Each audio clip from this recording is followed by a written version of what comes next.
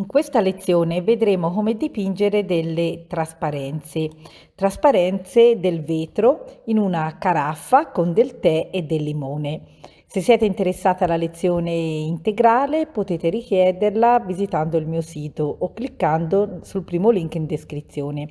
Prima cosa da fare è quella di bagnare il foglio dalla parte del retro, soprattutto perché inizieremo a lavorare bagnato su umido e quindi il foglio deve essere perfettamente bagnato dietro, facendolo aderire poi a una superficie.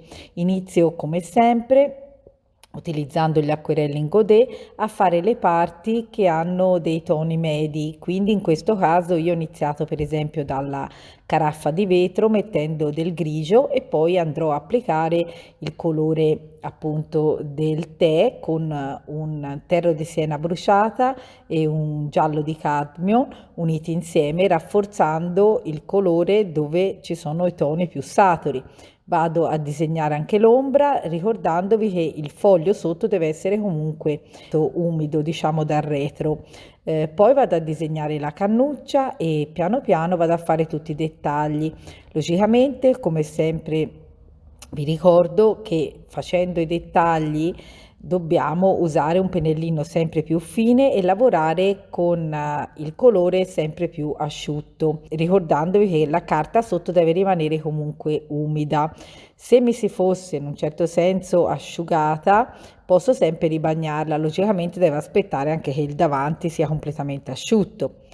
Posso in dei punti anche rimuovere il colore con un pennellino e vado sempre più a rafforzare quelle che sono le ombre, giocando con ombre e luci. In questo caso io non ho usato il mascheramento, quindi devo salvaguardare già da subito i bianchi e avendo la carta umida sotto è per me più facile rimuovere a fresco con l'ausilio di una spugna o con un pennellino, rimuovere appunto il colore e ritirare fuori i chiari se per caso li avessi coperti.